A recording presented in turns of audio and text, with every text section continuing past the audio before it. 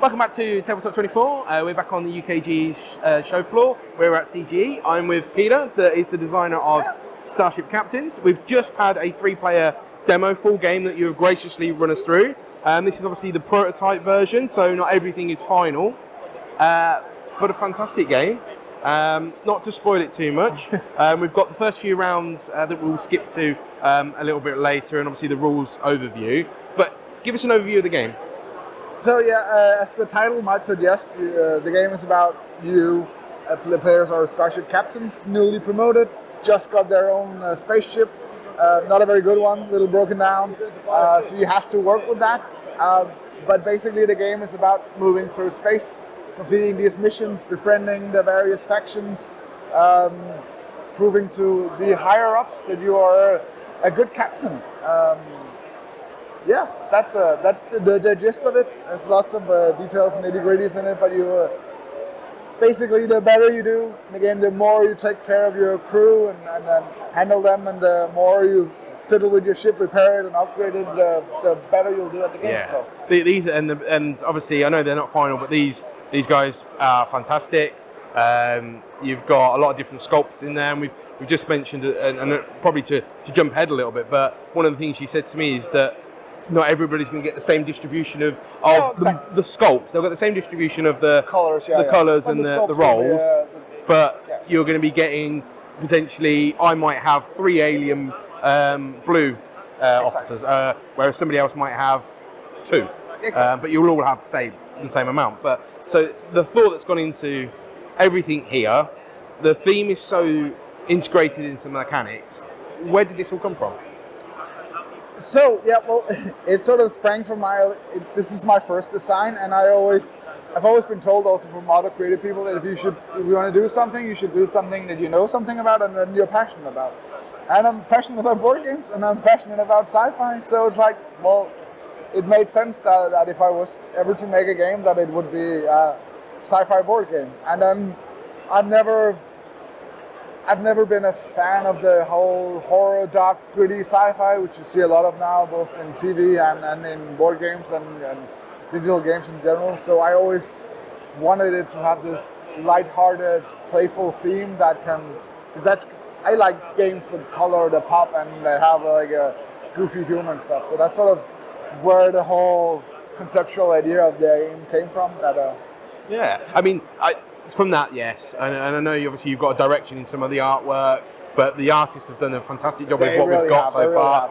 And we've pointed out a few to us when we were playing through. Yep. There's a lot of Easter eggs in there. If you know your sci-fi, you are going to spot some stuff that you may have spotted on your 10th playthrough, 20th playthrough, that you may not have spotted when you very first got this out of the box. And we've already said that the main IPs, you can see a little bit of homage to them in that. And I think with a lot more whimsical sci-fi out there, and probably whimsical may not be the right word because that might mean it's lesser, but you have got a lot of that hitting the mainstream now. You've got the likes of Orville, you've got the likes of Final Space, Lower Decks, all of those sort of things that are now venturing into sci-fi, which has always been very dramatic, very sincere, or it's been very goofball.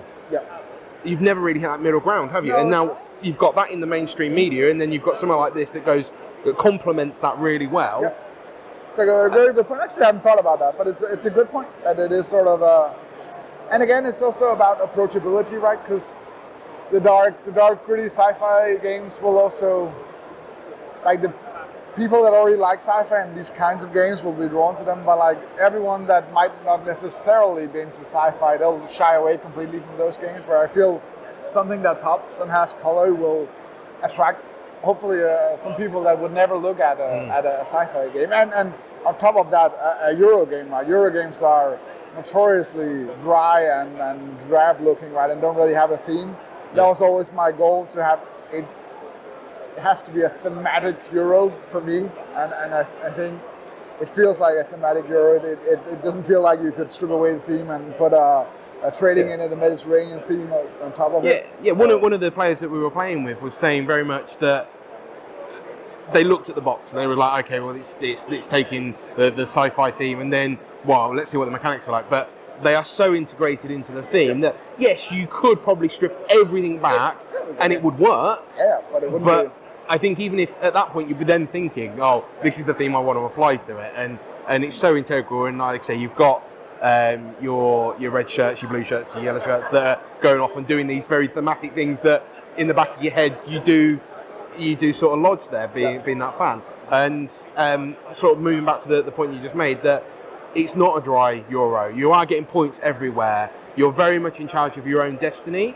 There's a bit of player interaction with where you are. Not any direct player interaction. It's very Euro trope, right? So you what you do affect the other players, but you're not directly attacking or doing negative stuff to other players, which I think is also why I like Euros, because you can sort of be in your own headspace, and it's also very much about this efficiency puzzle, right? That's also a trope in Euro games, and I like that I could sort of it is a Euro in many sense. It might not. If you know nothing about the game and look at the cover, you think it's something else, but that's sort of on purpose that I want the game to have more bright, colorful Euros. They don't have to be drab. No. So that was also one of my. And this very much isn't that. It's very bright. It's very on theme, on point. I know I keep going over that point, but it was also very important for me because some exactly the dry Euro players, they will ignore all the art and the text. They'll just look at the effects on cards and not care about that. And I still want it to be a good experience in that way. I think it is, even if you ignore everything, you would still get that crunchy Euro feel out of the game. And you can do that. I mean, my last turn of the game, I was really thinking. And obviously, the two players there were discussing the game as a whole, but I was very much like, I took 5 minutes to really think through my last two turns, and yes, that may have pushed me over to the victory, but I really min-maxed those last few turns. And once you're on that final round and you've started moving things through, your decisions are really poignant. And yes, the stuff you do very early in the game gets you stuff, and you're building that engine. But getting back to the end of the game, you've got those last few crew members that you're trying to get to do those last few things, and what's going to benefit you the most. And I sacrificed a few of my medals to go on and get some upgrades to move through, which got me a couple of extra points along the way. Which will mean the difference. And but the interesting part, like that experience you had with the tech you had and the setup, you will most likely never have again, because you won't get. Sure, you might be able to get that tech again early in the game, but then the setup would be different and everything. The tracks would maybe be different. So I also feel the game feels very. They give you like a unique puzzle, and it tickles my brain that you can, like, try to optimize that puzzle, but next time it will be a different puzzle. And next time, and it depends on who you play and how they play. And some games players will completely ignore the pirates. In other games, everyone wants to kill the pirates. So it's also very player dependent. So you're moving some of your missions around as well. Yes. So the position they spawn is different, and the order they spawn is different, and the places are different places. So it will be. The rules are the same, but the setup is varied. If you can't like say before you set up the game, you can't say I'm going to do this strategy in the game, because it will depend entirely on where you are. And my strategy very much lent onto the two techs that I got very early in the game, and I pushed on those to do that. And that is probably when you know the game well. It is sort of what you do. You have to roll with the punches of the tech you get early.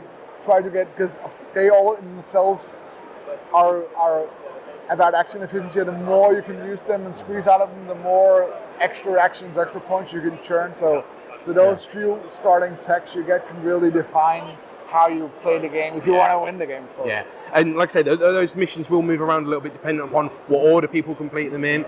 So I was focusing on a mission very much down here. Yeah, you were in the corner. I was in the corner, and then flying back and forth to a base and doing missions. And then a mission came up over here that nobody's paying attention to. Yeah. It was going to get me what I needed, so I changed tack, move over the other side of the board, get that, and then still come back and did what I wanted to do over here. Yep. But somebody else could have potentially done that, and so you may have an overall strategy of roughly what you want to look for and what synergies you might be looking for, but there's so much that's moving around the board that you just might not pick up. And like you say, it's going to be a different game every time you play it. And I think my one sentiment to you was afterwards is, please tell me we're going to have more. I just want to play more. I want more of this. Everything. It's fantastic. But as I said, I played it many times, and I still enjoy it, and it's still a new experience almost every time because of the tech distribution, and sometimes you can get this super nice combo going with the right missions in the right tech at the right time, and you can feel very good. But it's even out of the box, I think you can play this game a lot of times without even feeling any need that it gets repetitive or anything, because it's so different, and then the distribution of your crew, depending on what you do, changes, and then you sort of create problems for yourself or your own puzzle. If you upgrade too many crew to one color because you have the tech cards, then you have a harder time with missions. So you can you sort of create your own puzzle, tie your own knots, and you have to untie. And I really like that you're very much in charge of it.